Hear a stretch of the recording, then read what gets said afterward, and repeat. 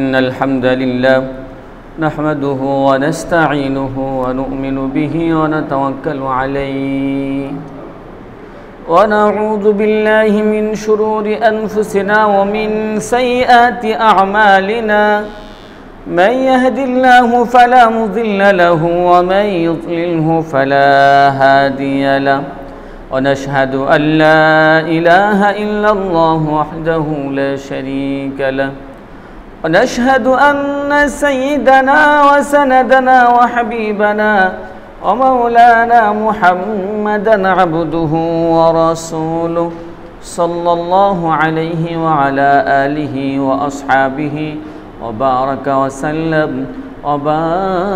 وسلم تسليما كثيرا أما بعد فأعوذ بالله من الشيطان الرجيم بسم الله الرحمن الرحيم لقد كان لكم في رسول الله أسوة حسنة لمن كان يرجو الله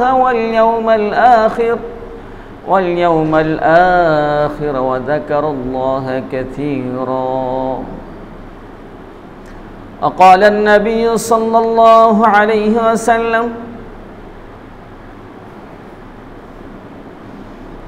لا يؤمن أحدكم حتى أكون أحب إليه من والده وولده والناس أجمعين أو كما قال النبي صلى الله عليه وسلم ونشكر درشكر اللهم صل على محمد وعلى آل محمد كما صليت على إبراهيم وعلى آل إبراهيم إنك حميد مجيد اللهم بارك على محمد وعلى آل محمد كما باركت على إبراهيم وعلى آل إبراهيم إنك حميد مجيد بلغ العلا بكماله كشف الدجى بجماله حسنت جميع خصاله صلوا عليه وآله মুআজ্জাজ হাজিরিন আল্লাহ পাকের দরবারে লাখ কোটি শুকরিয়া যে আল্লাহ সুবহানাহু ওয়া তাআলা আপনাকে আমাকে হজের মাস সামনে রেখে আল্লাহ তাআলার ঘর মসজিদে আসার তৌফিক দান করছেন এই জন্য সকলে বলি আলহামদুলিল্লাহ। মেরে ভাই দোস্ত বুজুর্গ যে পৃথিবীর যে খেলা আল্লাহ শুরু করছেন একটা পরীক্ষার জায়গা খেলার ঘর বলা যায়। কেহ কালো কেহ সুন্দর কেহ মোটা কেহ চিকন কেহ উঁচু কেহ নিচু কেহ গরিব কেহ অনেক ধনী কোটি কোটি টাকার মালিক আছেন এরকম। কেউ খাইতে পায় না আবার কেউ আপনার এই খাবার কীভাবে হজম করবে এই চিন্তায় বিভোর থাকে সব সময়, দৌড়াচ্ছে রাত দিন দৌড়ায় পেটের ভাত হজম করার জন্য। আবার অনেকে ভাত পায় না কষ্ট করে।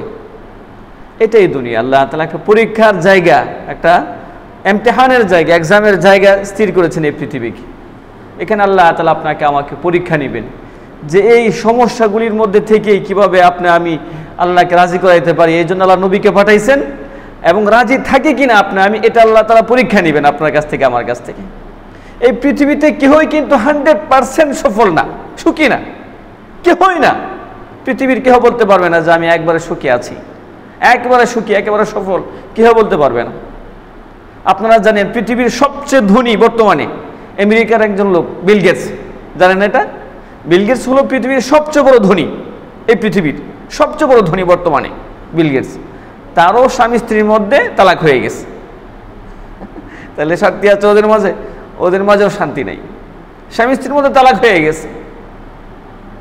এর দ্বারা কি বোঝা যায় যে পৃথিবীতে মানুষ যত চেষ্টাই করুক যত কিছুই করুক 100% সফল হতে পারবে না, 100% টেনশন এবং চিন্তামুক্ত থাকতে পারবে না। এটাই পৃথিবী।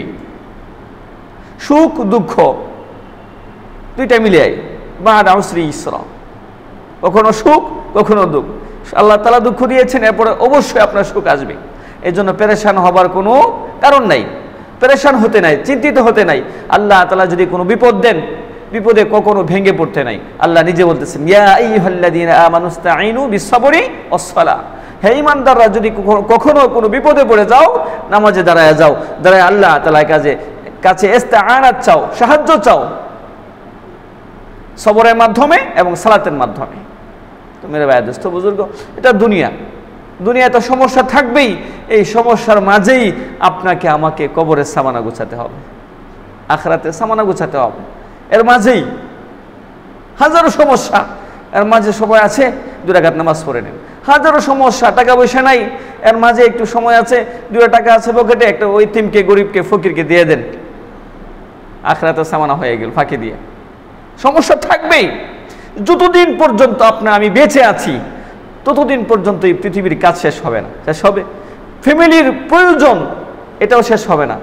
বিবির এই লাগবে, সন্তানের এই লাগবে, মেয়ের এই লাগবে, ছেলের এই লাগবে, সেই লাগবে, একের পর এক চাহিদা আছেই, একের পর এক প্রয়োজন আছেই, লেগেই থাকবে। আপনার আমার কাজও শেষ হবে না।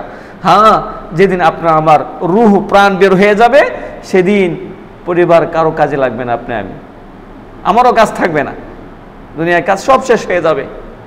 আপনার আমার কাজ সব সমাপ্তি ঘটবে, পরিবারের সব কাজের সমাপ্তি ঘটে যাবে। পরিবার আর চাহিদা করবে না আপনার কাছে, আমার কাছে। যেদিন আপনার আমার প্রাণ বের হয়ে যাবে, এদিনে সব কিছু সমাপ্তি ঘটে যাবে। এই জন্য মেরে ভাই দোস্ত বুজুর্গ, এটা তো স্পষ্ট আমাদের সামনে।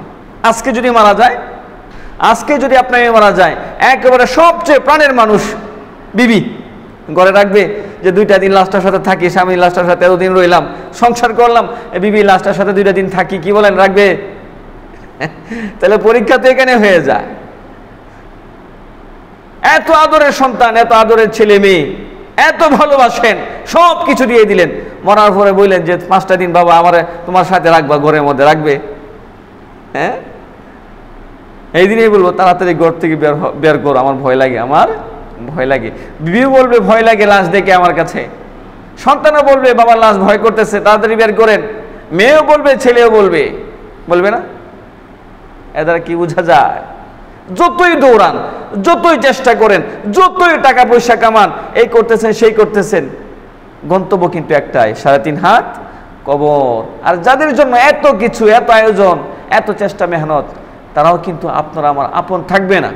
কোরআন শরীফে স্পষ্ট আল্লাহ বলছেন, ইয়াউমা ইয়াফিরুল মারউ মিন আখি ওয়া উম্মিহি ওয়া আবিহি ওয়া সাহিবাতিহি ওয়া বানি লিকুল্লি ইমরিইন মিনহুম ইয়াউমাইযিন শা'নুন ইউগনি। কিয়ামতের দিন আল্লাহ তাআলা বলতেছেন যে ভাই ভাই থেকে পালাবে, বাপ ছেলে থেকে পালাবে, ছেলে বাপ থেকে পালাবে, মা সন্তান থেকে পালাবে, সন্তান মা থেকে পালাবে, মেয়ে মা থেকে পালাবে, মা মেয়ে থেকে পালাবে। মোট কথা কেহ কারো পরিচয় দিবে না হাসরের মাঠে, সকলে ইয়া নাফসি ইয়া নাফসি। তো মেরে ভাই দোস্ত বুজুর্গ, যে কয়েকদিন আপনার আমার হায়াত আছে, আল্লাহ তাআলা যে মূল্যবান হায়াত দিয়েছেন, হায়াত কি? হায়াত হলো সময়ের সমষ্টির নাম, অন্য কিছু না। বডির নাম হায়াত না, সময়ের সমষ্টির নাম হায়াত। সেকেন্ডে মিনিট, সেকেন্ড মিলে হয় কি মিনিট, মিনিট মিলে হয় ঘন্টা, ঘন্টা মিলে দিন, দিন মিলে সপ্তাহ, সপ্তাহ মিলে মাস, মাস মিলে বৎসর। এই 60, 70, 80, 90 বছর মিলিয়েই তো জীবন, লাইফ। এটাকে হায়াত বলে। তো একটা দিন চলে গেল, একটা ঘন্টা চলে গেল, মানে আপনার আমার লাইফটা ছোট হয়ে গেল, আপনার আমার সময় কমে যাচ্ছে। আস্তে আস্তে কবরের দিকে এগোচ্ছি না? আস্তে আস্তে কবরের দিকে এগোচ্ছি। কিন্তু আপনি যে কবরের দিকে আস্তে আস্তে এগোচ্ছি, তো ওইখানের জন্য কিছু তো সামানা দরকার আছে। এগুলো কি গুছাচ্ছি না তো? ওখানে সামানা কি? ওখানের সবচেয়ে বড় সামানা হলো বিশ্বনবী সাল্লাল্লাহু আলাইহি সাল্লামের আদর্শের অনুসরণ। দুজাহানের সরদার বিশ্বনবী সাল্লাল্লাহু আলাইহি সাল্লামকে আল্লাহ দুনিয়াতে পাঠাইছে কেন? মানুষকে পথ দেখানোর জন্য, পথ বলা, মানুষদেরকে সঠিক পথের দিশা দেওয়ার জন্য আল্লাহ পাঠাইছেন বিশ্বনবী মুহাম্মদ সাল্লাল্লাহু আলাইহি সাল্লামকে। দুজাহানের সরদার মুহাম্মদ সাল্লাল্লাহু আলাইহি সাল্লামকে আপনার আমার পথের দিশা দেখানোর জন্য, হাবিব রাসূলুল্লাহ সাল্লাল্লাহু আলাইহি সাল্লামকে আপনার আমার পথের দিশা দেখানোর জন্য পাঠাইছেন। তো মেরে ভাই দোস্ত বুজুর্গ, আপনি আমি যদি বলি যে ওনাকে ভালোবাসি, মহব্বত করি, এটা হবে না। কাজে দেখাতে হবে, কাজে দেখাতে হবে। নবীজি কিভাবে চলতে বলেছেন, কিভাবে খাইতে বলেছেন, কিভাবে ইনকাম করতে বলেছেন, কিভাবে ফ্যামিলি চালাইতে বলেছেন, কিভাবে রাষ্ট্র পরিচালনা করতে বলেছেন, সবগুলো যদি অনুসরণ করি তাহলে বোঝা যাবে আপনি আমি নবীজিকে মহব্বত করি। গত সপ্তাহে বলছিলাম, এক সাহাবী আসছে নবীজির কাছে, গায়ে লাল চাদর, লাল পোশাক পুরুষের জন্য না, নারীদের জন্য, হলুদ পোশাক আর লাল, দুইটা পোশাক। তো নবীজি সালাম দিয়েছেন, সালাম নেন নাই। তো সাহাবী দেখছে নবীজির চেহারা মলিন, আর মানে নবীজি অসন্তুষ্টের কারণও বুঝে ফেলছেন যে আমার চাদরটা। সাথে সাথে ওই সাহাবী বাসায় গেছেন, গিয়া আগুনের মধ্যে জ্বালায় দিছে চাদর। আবার আসছে এসে সালাম দিয়েছেন, আসসালামু আলাইকুম ইয়া রাসূলুল্লাহ, হুজুর কেমন আছেন? নবীজি এখন সালাম নিছেন। নবীজি তাকায় বলতেছে, কি গো তোমার চাদরটা কোথায়? বলছে, হুজুর চাদর আমি পুরাইয়া দিছি। নবীজি বলতেছেন, দেখো এই চাদরটা তো মেয়েদেরকে দিতে পারতা, লাল হলুদ এগুলো মেয়েদের পোশাক, মেয়েদের সৌন্দর্য, দিতে পারতা। তখন সে বলতেছে, হুজুর আপনি যেটা অপছন্দ করছেন সেটা আমার বাসায় থাকবে, এটা আমি কখনো মেনে নিতে পারি না। ছিল মোহাম্মত। বেলাল, হযরত বেলাল হাবশী রাদিয়াল্লাহু তাআলা কেমন ছিলেন? সুন্দর না, অনেক লম্বা বা অনেক টাকার মালিক, অনেক মোটা তাজা না, ঠোঁটগুলো ছিল মোটা মোটা, কালো থেকে কালো, কালো থেকে কালো, একেবারে কুচকুচে কালো, দেখতে সেরকম ভালো দেখায় না। কিন্তু নবীর মহব্বত ছিল, অন্তরটা ভরা ছিল নবীর মহব্বত, যার কারণে নবীজি জান্নাতে গেছেন মেরাজের রাত্রিতে। জান্নাতে গিয়াও নবীজির আগে আগে শুনে বেলালের পায়ের খড়মের আওয়াজ জান্নাতে নবীজির আগে দিয়া। চিন্তা করছেন কেমন মহব্বত করলে নবীজিকে এরকম হইতে পারে। আর নবীজিও বলছেন, বুখারী শরীফের 15 নম্বর হাদিস, আলহামদুলিল্লাহ অনেকের হাতে মোবাইল আছে, বুখারী শরীফ অনেকের মোবাইলে আছে, কোরআন শরীফও আছে, দেখে নেবেন। বুখারী 15 নম্বর হাদিসে নবীজি বলতেছেন, লা ইউমিনু আহাদুকুম হাত্তা আকুনা হাব্বা ইলাইহি মিন ওয়ালিদিহি ওয়া ওয়ালাদিহি ওয়ান নাসি আজমাইন। নবীজি বলতেছেন, তোমাদের কেহ ততক্ষণ পর্যন্ত পুরা মুমিন হতে পারবে না, পরিপূর্ণ মুমিন হতে পারবে না, যতক্ষণ পর্যন্ত আমি মুহাম্মদ সাল্লাল্লাহু আলাইহি সাল্লাম তার কাছে মি ওয়ালিদিহি, তার পিতার চাইতে, মাতার চাইতে, ওয়ালাদিহি এবং তার সন্তান সন্ততি থেকে, অন্নাসি আজমাইন সব মানুষ থেকে বেশি প্রিয় না হব। মানে আপনার আমার কাছে সবচেয়ে প্রিয় কে? মুহাম্মদ সাল্লাল্লাহু আলাইহি ওয়াসাল্লাম সবচাইতে প্রিয়। আমাদের মুসলমান যারা আছে হাজারো দল বিভক্ত হতে পারে, কি বলেন, কিন্তু একটা প্রশ্নে কোনো ছাড় নাই, সেটা হলো নবীর মোহাম্মত, নবীর ভালোবাসার ক্ষেত্রে কোনো ছাড় আছে? কি বলেন? নবীজিকে যদি কেউ গালি দেয়, নবীজির মা-বাবা নিয়ে গালি দেয়, নবীজির চরিত্র নিয়ে কেউ আঘাত করে কথা বলে, আমরা কি ছেড়ে দেই? অসংখ্য দল থাকতে পারে মুসলমানদের মধ্যে, ওহাবি, সুন্নি, জামাতি, হেফাজতি, এই সেই কত দল আছে না, জমিয়ত, খেলাফত, কিন্তু এক জায়গায় যদি কেউ আঘাত করে তখন সব এক হয়ে যায় না, সব এক কাতারে চলে আসে যে এখন আর ছাড় নেই। এটি হলো মুসলমান জাতি, যে আল্লাহ এবং রাসূলের ক্ষেত্রে কাউকে আমরা ছাড় দেই না। হাজারো মতভেদ থাকতে পারে, পিটাপিটি থাকতে পারে, কিলাকিলি থাকতে পারে, কিন্তু এই দুই ক্ষেত্রে আইসা সব এক মুসলমান, এই ক্ষেত্রে কাউকে ছাড় দেয় না।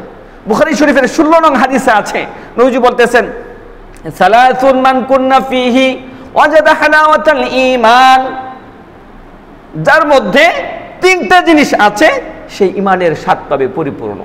ইমান যে আছে আপনার আমার মধ্যে, ইমানের স্বাদ পাবে 3টা জিনিস থাকলে। কয়টা জিনিস? 3টা।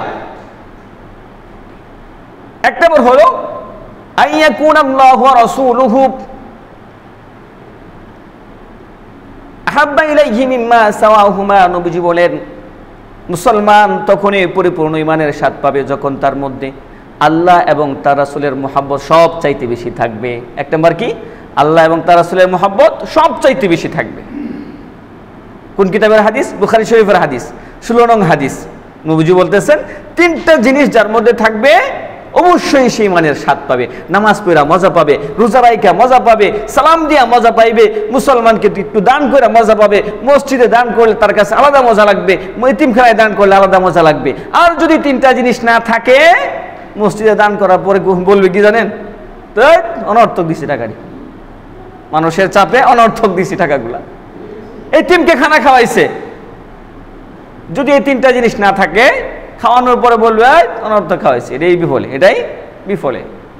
কিন্তু যদি এই তিনটা জিনিস থাকে তাহলে আপনি দান করে স্বাদ পাবেন, নামাজ পড়ে স্বাদ পাবেন, রোজা রাইখা স্বাদ পাবেন, আল্লাহ তাআলার জিকির কইরাও স্বাদ পাবেন, আল্লাহ তাআলার জিকির করে স্বাদ পাবেন যদি এই তিনটা জিনিস থাকে। এক নাম্বার কি বললাম? আইয়াকুন আল্লাহু রাসূলুহু হাব্বা ইলাইহি মিম্মা সাওয়াহুমা, আল্লাহ এবং তার রাসূল সবচাইতে প্রিয় হবে ওই মুমিনের কাছে। এক নম্বর শর্ত কি? মুমিনের কাছে, মুসলমানের কাছে সবচাইতে প্রিয় হতে হবে আল্লাহ এবং তার রাসূল সবচাইতে বেশি প্রিয়, সবচেয়ে বেশি প্রিয়। দুই নম্বর হলো আইয়ুহিব্বাল মারআ লা ইউহিব্বুহু ইল্লা লিল্লাহ। আল্লাহ নবী সাল্লাল্লাহু আলাইহি সাল্লাম বলেন, কোন মুসলমান যদি অন্য মুসলমানকে ভালোবাসে একমাত্র আল্লাহ তাআলার জন্য ভালোবাসে। কিসের জন্য? আল্লাহ তাআলার জন্য। এই যে আপনারা এখানে আসছেন, আইসা একজনকে একজন সালাম দিয়ে ঢুকছেন, মসজিদে টাকা দিচ্ছেন, পয়সা দিচ্ছেন, আবার কেউ বিপদে পড়লে সাহায্যে এগিয়ে যান, একজন বিধবা আসলে তার সাহায্যে এগিয়ে যান, এতিমের জন্য সাহায্য চাইলে সাহায্য দেন, মসজিদের জন্য সাহায্য চাইলে সাহায্য দেন, একজন গরিব অসহায় রাস্তায় দাঁড়ায় ভিক্ষা করতেছে, টাকা চাইতেছে, তখন টাকা দেন। কেন? আল্লাহর জন্য। কেন? আল্লাহর জন্য। আল্লাহর অর্ডার, আল্লাহর বান্দা, আল্লাহর গোলাম, অসহায়, এই জন্য আমরা দান করি। ঠিক কিনা বলেন? দুই নাম্বার, ভালোবাসবো কার জন্য মানুষকে? আল্লাহ তাআলার জন্য। মুসলমান আল্লাহর জন্য মানুষকে ভালোবাসে। তিন নাম্বার হলো আইয়াকরাহা আইয়াউদা ফিল কুফরি কামা আইয়াকরাহা আইয়ুকদাবা ফিন নার। ঈমান আনার পরে কোন মুসলমান কুফরিতে ফিরে যাওয়া এমন অপছন্দ করে যেমন আগুনে ঝাঁপ দেওয়াকে কেউ অপছন্দ করে। আমরা কেউ আগুনে ঝাঁপ দেওয়াকে পছন্দ করি? কখনোই না। অনুরূপভাবে কোন মুসলমান যার মধ্যে ঈমান আছে, ন্যূনতম ঈমান, তাকে যদি বলেন কয়েকশো কোটি টাকা দিব, তারপরেও সে ঈমান ছাড়বে না। গ্রামের মধ্যে যান, বিশেষ করে গ্রাম্য এলাকায়, শহরে তো আলহামদুলিল্লাহ শহরে হবেই না, গ্রাম্য এলাকাতেও যদি টাকা দেন কখনো তাদেরকে বেঈমান বানানো যাবে না। মুসলমান এরকম। তো যাদের মধ্যে এই ঈমান আছে, ঈমানটা বদ্ধমূল আছে, তিনটা জিনিস, আল্লাহ এবং তার রাসূলের মহব্বত, আর আমরা যে মানুষদেরকে ভালোবাসি, এতিম অসহায়দেরকে যে টাকা দেন, মসজিদে টাকা পয়সা দেন, দান সদকা করেন, এতিমকে কাপড় দেন, এতিমের পাশে দাঁড়ান, বিধবার পাশে দাঁড়ান, সামাজিক কাজ যে করতেছেন, মুসলমানের পাশে দাঁড়াচ্ছেন, এটা কার জন্য? একমাত্র আল্লাহ তাআলার জন্য। অনেক সময় বিধর্মীদেরকেও সাহায্য করেন না? এটাও কেন করেন? আল্লাহর জন্য, যে আল্লাহর মাখলুক, আল্লাহর মাখলুক, এই জন্যই তো দেন, যে আল্লাহর সৃষ্টি, অসহায়, তাকে আমি একটু টাকা দিই, একটু চিকিৎসা করে দিই, দিচ্ছেন তো, আপনারাই তো দেন। কার জন্য করেন এটা? আল্লাহ তাআলার জন্য। তো নবীজি বলতেছেন এই তিনটা গুণ যদি কোনো মুমিনের মধ্যে থাকে, সে পূর্ণ স্বাদ পাবে ঈমানের। ওয়াজাদা হানাওয়াতাল ঈমান। এক নম্বর, আল্লাহ এবং তার রাসূলের ভালোবাসা সবচাইতে বেশি, সবচাইতে বেশি। দুই নাম্বার, কাউকে আমরা যখন ভালোবাসবো বা কাউকে কোনো সাহায্য সহযোগিতা করব, একমাত্র কার জন্য? আল্লাহর জন্য, আল্লাহর জন্য। ভাইকে দিচ্ছেন, তাও নিয়ত করেন আল্লাহ তাআলার অর্ডার, আত্মীয়তার সম্পর্ক রক্ষা করা, এখানেও সব পাবেন। বোনকে দিচ্ছেন, সাহায্য করতেছেন, এখানেও নিয়ত করেন যে আল্লাহ তাআলার অর্ডার হলো আত্মীয় স্বজনকে সাহায্য করা, আত্মীয় স্বজনের পাশে দাঁড়ানো, আত্মীয়তা রক্ষা করা, তাহলেও সব পাবেন। এতিমকে দিচ্ছেন যে আল্লাহর অর্ডার, আল্লাহর জন্য আমি দান করতেছি, এতিমের সাহায্য করতেছি, এখানেও সব। তখন ঈমানের স্বাদ পাবেন, মজা পাবেন অন্তরে। আর ঈমান কখনো ছাড়বো না আমরা। এই বদ্ধপরিকর এই প্রতিজ্ঞা আমরা সমাজে আছে, সবার আমাদের এই অন্তরে এই প্রতিজ্ঞা আছে যে আমরা যত টাকা দিয়ে কেহ যত প্রেশার ক্রিয়েট করুক, আমরা কখনো ঈমান ছাড়বো না। আপনি চিন্তা করতে পারেন বর্তমান ফিলিস্তিনের অবস্থা, বাড়ি ঘর নাই মুসলমানদের, আছে? সব ভেঙে ফেলাইছে বোমা মায়েরা, ইহুদিরা, সন্ত্রাসীরা মুসলমানদের বাড়ি ঘর ভেঙে দিছে। চোখের সামনে বাপ মারা গেছে, চোখের সামনে মা মারা গেছে, ছোট ছোট শিশু রাস্তায় রাস্তায় ঘুরতেছে। এক বাবার 3 মেয়ে, 4 মেয়ে, 4 ছেলে, 3 ছেলে, ছোট ছোট বাচ্চা রাস্তায় রাস্তায় ঘুরতেছে। মাও মারা গেছে, বাবাও মারা গেছে, স্বামী মারা গেছে, মহিলা বাচ্চাদেরকে নিয়ে একা একা রাস্তায় হাঁটতেছে। শুধু মুখ দিয়ে যদি বলে আমরা ইহুদি হয়ে গেলাম বা খ্রিস্টান হয়ে গেলাম, তাহলে সন্ত্রাসী আমেরিকা কিন্তু সাহায্য করবে। সাহায্য করবে না? সাহায্য করবে, ওদের পাশে দাঁড়াবে, ওরা খ্রিস্টান হয়ে গেছে, আমার মত হয়ে গেছে। অথবা যদি বলে ইহুদি হয়ে গেলাম, তাহলে কিন্তু সাহায্য করবে, ইহুদিরা আর মারবে না। কিন্তু ওরা ঈমান ছাড়তে রাজি না, ঈমান ছাড়তে রাজি না। এই জন্যই ওদের যত বিপদ। ইমানি পরীক্ষা, ইমানি পরীক্ষা। এই পর্যন্ত যত মুসলমান দুনিয়াতে আসছে, আল্লাহ তাআলা সবাইকে পরীক্ষা করছেন, সবাইকে পরীক্ষা করছেন, সবার কাছ থেকে পরীক্ষা নিয়েছেন। সবচাইতে বেশি পরীক্ষা নিয়েছেন নবীদের কাছ থেকে, আম্বিয়া কিরাম থেকে। হযরত ইব্রাহিম আলাইহিস সালাম থেকে প্রায় 70টা পরীক্ষা দিয়েছেন আল্লাহ তাআলা। কয়টা পরীক্ষা? 70টার অধিক পরীক্ষা দিয়েছেন। প্রত্যেকটা পরীক্ষায় উত্তীর্ণ হয়েছেন হযরত ইব্রাহিম আলাইহিস সালাম। এবং নবীদের পরে সবচাইতে বেশি পরীক্ষা দিয়েছেন সাহাবায়ে কেরাম রাদিয়াল্লাহু তাআলা আনহু আজমাইন। আপনারা জানেন বুখারী শরীফের একটা হাদিস আছে, 3045 নং হাদিস, 3045 নং হাদিস। হুজুর সাল্লাল্লাহু আলাইহি ওয়াসাল্লাম দাওয়াতের কাজে একদিন মদিনা থেকে 10 জন সাহাবী পাঠাইছেন। 10 জন সাহাবী কোরআনের হাফেজ, দাওয়াতের কাজে। বদরের যুদ্ধের পরে কাহিনী। তখন হুযাইল গোত্রের কিছু লোক এই সংবাদ পাইছে যে মুসলমানরা অমুক এলাকায় যাচ্ছে। তখন তারা 200 তীরন্দাজ এই 10 জন সাহাবীর পিছনে লাগাইয়া দিছে। তো সাহাবায়ে কেরাম এক জায়গায় বসছিলেন, বসে খেজুর খাইছে।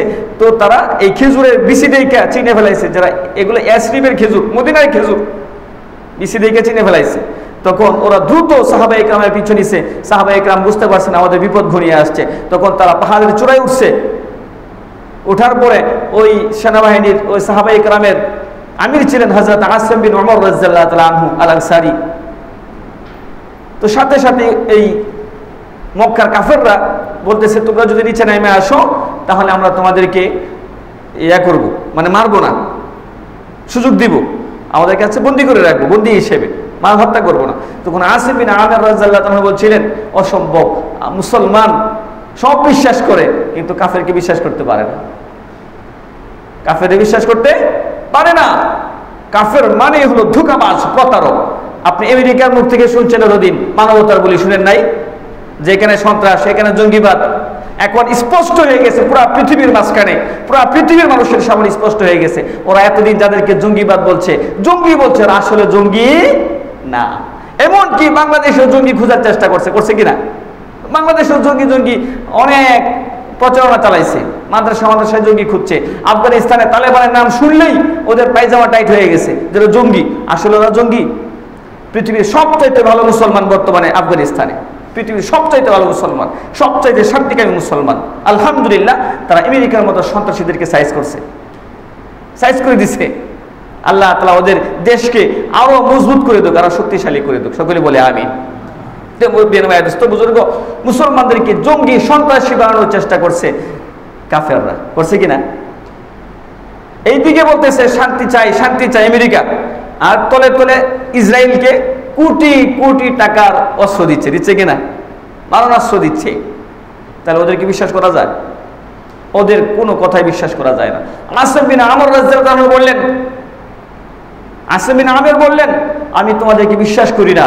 এরপরে নিচ থেকে কাফেররা 200 তীরন্দাজ, আর ওখানে মাত্র 10 জন তীর চালায় 7 জনকে সাথে সাথে হত্যা করে দিছে। এরপরে বাকি 10 জনের 3 জন নেমে আসছে নিচে। নেমে আসার পরে এখান থেকে একজন বলতেছে, আমি বিশ্বাস করি না তোমাদেরকে। প্রথম আসার পরে ওদের হাত বেঁধে ফেলাইছে, ওদের তরবারি, ওদের তীর ধনুক নিয়ে হাত বেঁধে ফেলাইছে। তখন একজন বলতেছেন, আমি তোমাদেরকে বিশ্বাস করি না, প্রথমেই ধোঁকাবাজি করলাম, বলছো নিরাপত্তা দিবা, নিরাপত্তা দিলা না, আমাদের হাত বাঁধছো, আমি তোমাদের সাথে যাব না। তখন তাকে হত্যা করে দিছে। আরেক সাহাবী তাকেও হত্যা করছে। তো একজন ছিলেন খুবাইব রাদিয়াল্লাহু তাআলা আনহু, নাম কি? খুবাইব রাদিয়াল্লাহু তাআলা আনহু। তারা মক্কায় ওই সাহাবীকে নিয়ে বিক্রি করে দিছে। বিক্রি করে দেওয়ার পরে আপনার ওই সাহাবীকে খুবাইব রাদিয়াল্লাহু তাআলা আনহুকে বন্দী করে রাখছে। বন্দী করে রাখার পরে তারা সিদ্ধান্ত নিয়েছে যে অমুক দিন আমরা মক্কায় তাকে শুলিতে চড়াবো। শুলিতে চড়ানোর সিস্টেমও জানেন তো? বাংলাদেশে ফাঁসি দেয়, বর্তমান পুরা পৃথিবীতে ফাঁসি দেয়। আর শুলের সিস্টেমটা অন্যরকম। ক্রুশ কাঠ আছে না, দেখেছেন না? যেরকম ক্রুশ কাঠ এরকম থাকে। ক্রুশ কাঠের মধ্যে ওরা কি আপনার একটা মানুষকে, জীবন্ত মানুষকে এভাবে রাখে, 2 হাত 2 পা মেলায় রাখা 2 হাতের একবার মাথায় পেরেক মারিয়ে দেয়, 2 পায়ের মধ্যে পেরেক মারিয়ে দেয়, মেরে দিয়া পেটের মধ্যে পেরেক মারে দিয়ে আপনার করে কি 2 পা আছে না, 2 পার মধ্যে আপনার 2টা রশ্মি বাঁধে, বাইদা 2 উট 2 দিকে চালায়া দেয়। তখন আপনার টান দিয়া ফেলে, অথবা আপনার এই একটা বড় লাকড়ি আছে, কাঠ পিছনে রাস্তা দিয়া ছাড়িয়ে দেয়, ঢুকাইয়া দেয়, মাথা দিয়ে যারা বের হয়। এরকম কঠিন শাস্তি দেয়। তো হযরত খুবাইব রাদিয়াল্লাহু তাআলা আনহুকে শুলে চড়াবে, এর আগে বলতেছে তুমি কি করবা, এখন তো তোমাকে শুলে চড়ানো হবে। তিনি বলেন আমি 2 রাকাত নামাজ পড়ব। 2 রাকাত নামাজ পড়ে বলতেছে যে দেখো আমি দ্রুত নামাজ শেষ করে ফেললাম, তোমরা বলতে পারো যে খুবাইব হয়তোবা মৃত্যুর ভয়ে নামাজে দেরি করতেছে, যে একটু নামাজের উসিলায় তো বেঁচে থাকতে পারবো, ইসলামের বিরুদ্ধে তোমরা কথা তুলবা, মুসলমানদের বিরুদ্ধে কথা তুলবা, এটা আমি সহ্য করলাম না, এই জন্য আগেই চলে আসছি, আগে আমি নামাজ শেষ করে তোমাদের কাছে চলে আসছি, এখন তোমরা আমাকে শুলে ছড়াও। এরপরে শুলে ছড়াইছে, শুলে ছড়ায় করছে কি আপনার এই কাশি আছে না, কাশি দিয়া শরীরটা এভাবে আপনার আশ্রাইছে, এরপরে তরবারি দিয়া এভাবে আপনার গোতা দিতে দিতে আপনার গোস্তের টুকরা একবার বার করে ফেলাইছে। এত কষ্ট দিয়ে হযরতে খুবাইব রাদিয়াল্লাহু তাআলা আনহুকে হত্যা করছেন। হত্যা করার আগে একটা কথা বলছে, কি বলছে জানেন? এটাই সবচেয়ে বড় কথা। এক কাফের সর্দার বলতেছে খুবাইব তোমার জায়গায় যদি মুহাম্মদ হইতো আর তুমি তোমার ঘরে থাকতা তাহলে এটা কি ভালো হইতো? তখন খুবাইব বললেন অসম্ভব, আমি আমার ঘরে থাকবো সুস্থ অবস্থায়, আর আমার নবীর গায়ে, বিশ্বনবী মুহাম্মদ সাল্লাল্লাহু আলাইহি সাল্লামের গায়ে একটা কাঁটা বিদ্ধ হবে, আমি খুবাইব এটা কখনো মেনে নিতে পারি না। কেমন মহব্বত, চিন্তা করছেন কেমন মহব্বত, দেখতেছে কনফার্ম মৃত্যু, শুলে ছড়াবে এখন, এই মুহূর্তে বলতেছে যে তোমার জায়গায় তোমার নবী যদি থাকতো তাহলে কেমন লাগতো তোমার কাছে? মানে কি বলছেন? নবী থাকতো পরের কথা, শুলে ছড়ানো হবে আমার নবীকে, এটা পরের কথা, আমার নবীর গায়ে একটা কাঁটা বিদ্ধ হবে, আমি খুবাইব এটাও মেনে নিতে পারি না। আমি বেঁচে থাকতে আমার নবীর গায়ে একটা কাঁটা বিদ্ধ হবে, সেটাও মেনে নিতে পারি না। উহুদের যুদ্ধে মুসলমানদের প্রথম বিজয় হয়েছিল, এরপর পরাজয় হয়েছে, শেষে আবার বিজয় হয়েছে। তো মাঝখানে যে পরাজয়টা হয়েছিল একটা ভুলের কারণে উহুদের যুদ্ধে, তো তখন হুজুর সাল্লাল্লাহু আলাইহি সাল্লাম কাফেরদের বেষ্টনীর মধ্যে পড়ে গেছিলেন, কাফেররা সব ঘেরা করে নিয়েছে নবীজিকে। তখন নবীজি বলছিলেন কে আছো আমার জন্য উৎসর্গ হতে? তখন আপনার কয়েকজন সাহাবী এগিয়ে আসছেন, আয়েশা নিজেদের বুক পাইতা দিছে, কাফেরদের যত তীর সব আয়েশা ওই সাহাবীর গায়ে লাগছে, কয়েকজন সাহাবীর গায়ে। এর মধ্যে একজন সাহাবী ছিল হযরত সাকান রাদিয়াল্লাহু তাআলা, এরকম জিয়াদ বিন সাকান এরকম সাহাবীর নাম, অন্য হতে পারে। তো ওই সাহাবী কয়েকজন সাহাবী, তো একজন সাহাবী উনি ছিলেন সাকান রাদিয়াল্লাহু তাআলা, তার গায়ে এই পরিমাণ তীর তরবারি আঘাত লাগছে যে উনি শাহাদাত বরণ করছেন। নবীজিকে রক্ষা করতে গিয়া, নবীর গায়ের আঘাত রক্ষা করতে গিয়া নবীজিকে বলছে হুজুর আপনি মাথা উঁচু তুলবেন না, আমি আছি আপনার জন্য, আমি আছি। সাহাবায়ে কেরাম উহুদের যুদ্ধে নবীর জন্য ডাল হয়ে গেছেন।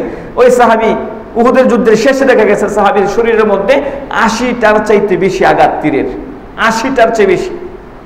আপনি আমি একটা তীরের আঘাত খেলে মরে যাব, বন্দুকের আঘাতের চাইতে তীরের আঘাত কিন্তু মারাত্মক, বুলেটের চাইতে তীরের আঘাত মারাত্মক। তীরের মধ্যে থাকে বিষ মিশানো, এবং আঘাতটা যেটা আছে খুব সুচালো, খুব ধারালো আঘাতের। এ ধরনের 80টা আঘাত পাইছেন ওই সাহাবীর শরীরে। চিন্তা করে নবীর জন্য জীবন কিভাবে দিচ্ছেন, কেমন জীবন দিচ্ছেন। আল্লাহু আকবার। নবীর গায়ে একটু আঘাত লাগবে, নবীজির গায়ে কখনো মেনে নিতে পারেন নাই। তুমি রুবায়া দোস্ত বুজুর্গ, এই নবীর আদর্শ মানার মধ্যেই হলো আমাদের সফলতা, আপনাদেরও সফলতা। আজকে আপনি আমি মুসলমানদের আদর্শ ছাইরা দিয়া, বিশ্ব নবীর আদর্শ ছাইরা দিয়া আমরা সফলতা খুঁজি ইহুদি খ্রিস্টানদের সফলতার আদর্শের মধ্যে, অথচ তারাই হলো পৃথিবীর সবচেয়ে বড় প্রতারক, সবচেয়ে বড় প্রতারক জাতি ইহুদি এবং খ্রিস্টান জাতি, সবচেয়ে বড় প্রতারক জাতি ওরা, সবচেয়ে বড় প্রতারক। যদিও আপনার প্রকাশ্যে দেখায় যে খুব মানবতার ধ্বজাধারী, আপনি ইউরোপিয়ান কান্ট্রিগুলোতে যান, যাইলে আপনাকে সব ফ্রি করে দিবে, কিন্তু আসলে কিন্তু তাদের মধ্যে হিংস্রতা চরম।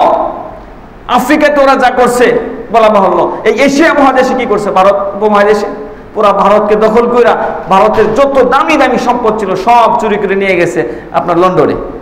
এই কাহিনী আপনারা সবাই জানেন, এই ইতিহাস। তো মেরে ভাই দোস্ত বুজুর্গ, আমাদের সফলতা খুঁজতে হবে বিশ্বনবী সাল্লাল্লাহু আলাইহি সাল্লামের আদর্শের মধ্যে।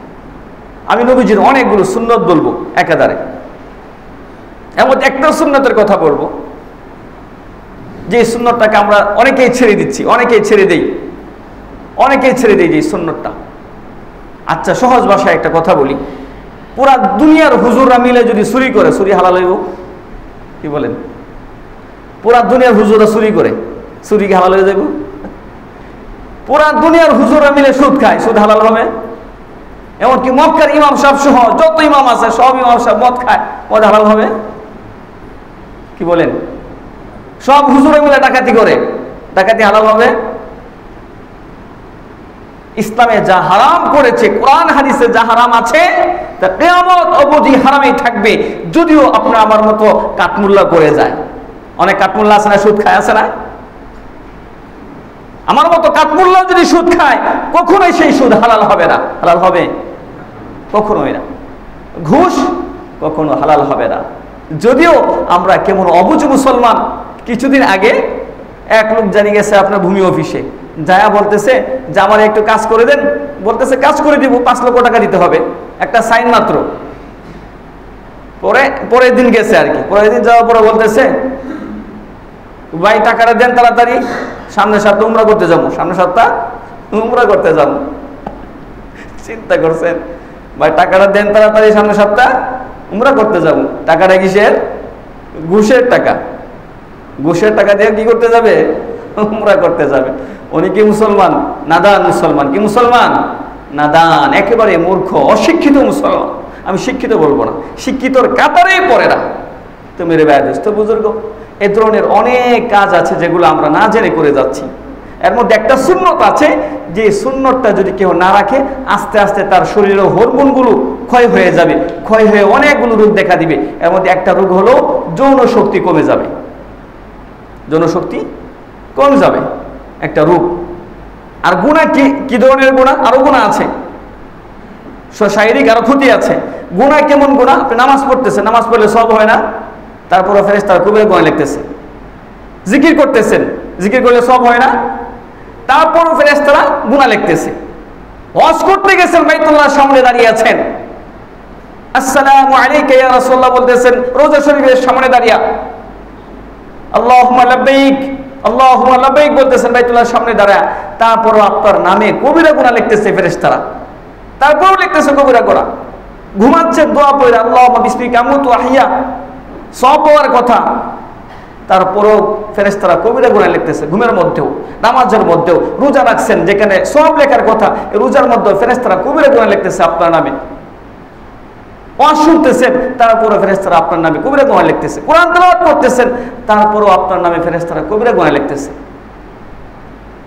মানে এমন একটা গুনাহ, শুধু একটা সুন্নত ছেড়ে দেওয়ার কারণে এমন গুনাহ হচ্ছে, অলওয়েজ গুনাহ হচ্ছে। নামাজ পড়তেছি, ভাত খাইতেছি, রোজা রাখতেছি, কোরআন তেলাওয়াত করতেছি, সালাম দিতেছি, হজ করতেছি, মদিনায় গেলাম, গিয়া নবীজি রোজার সামনে আপনার সালাম পৌঁছালাম, তারপরেও আপনার আমার নামে গুনাহ লেখা হচ্ছে, গুনাহ লেখা হচ্ছে। সেই সুন্নতটা কি বলবো? না, বলবো না। আপনারা অনেকে বুঝে লাইছেন, আর যারা বুঝেন নাই একটু খুঁজে নিবেন। বলবো না ইনশাল্লাহ, এই সুন্নতটা বলবো না। এই সুন্নতটা আপনারা অনেকে বুঝে লাইছেন, জানেন। বাকি আমি এতটুকু বললাম যে একটা সুন্নত ছাড়ার কারণে নামাজ পড়তেছেন তাও গুনাহ হচ্ছে, নামাজ পড়তেছেন, কোরআন তেলাওয়াত করতেছেন তাও গুনাহ লিখতেছে ফেরেশতারা, রোজা রাখছেন তাও গুনাহ লিখতেছে, তাও গুনাহ।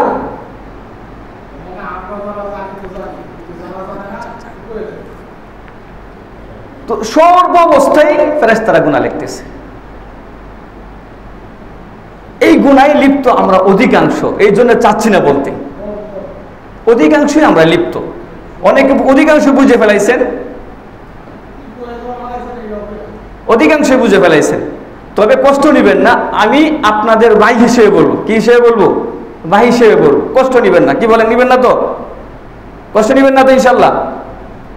আমি আপনাদের ভাই হিসেবে, দেখেন কোন হুজুরের সাথে কি আপনাদের দ্বন্দ্ব আছে? এমনি আমার কি দ্বন্দ্ব আছে? আমি আপনাদের এই টাকা পয়সা চুরি করে নিছি, নেই, আপনিও কিন্তু আমার টাকা পয়সা নেন নাই, মাইরে দেন নাই, এমনি কোনো দ্বন্দ্ব নাই। জাস্ট আপনি আমার সহযোগী, আমি আপনার সহযোগী, আমি আপনাকে দিনের পথে চলার সহযোগী। এই জন্য বলবো, একটা সুন্নতের বিষয়ে মনে কষ্ট নিবেন না ইনশাল্লাহ। নিবেন না তো ইনশাল্লাহ? আল্লাহ তাআলা যেন সকলকে মানা তৌফিক দান করেন। সেটা হলো দাড়ির সুন্নতটা। হুজুর সাল্লাল্লাহু আলাইহি ওয়াসাল্লাম দাড়ি রাখছেন, সকল নবীদের সুন্নত দাড়ির সুন্নতটা। এক মুষ্টি কমপক্ষে হলেও এক মুষ্টি, এরপরে কাইটে ফেলান, এত লম্বা দরকার নাই, এক মুষ্টি ধরে পরে কাইটে ফেলেন। দাড়ির সুন্নতটা অনেক গুরুত্বপূর্ণ একটা সুন্নত। এই জন্য আপনাদের কাছে অনুরোধ করবো, যারা দাড়ি রাখেন না চেষ্টা করবেন অনেকে পারিপার্শ্বিকতার কারণে রাখতে পারেন না, অনেকে চাকরির কারণে, অনেকে বউয়ের কারণে, বউ পছন্দ করে না। আস্তে আস্তে বুঝাইতে হবে, বুঝায় রাখার চেষ্টা করবেন ইনশাল্লাহ। কি বলেন, রাখবো তো ইনশাল্লাহ? চেষ্টা করবো ইনশাল্লাহ সবাই। আল্লাহ তাআলা আমাদের সকলকে বুঝার তৌফিক দান করুন। যারা সুন্নত পড়ি নাই তারা কাজ সুন্নত পড়ে নিন।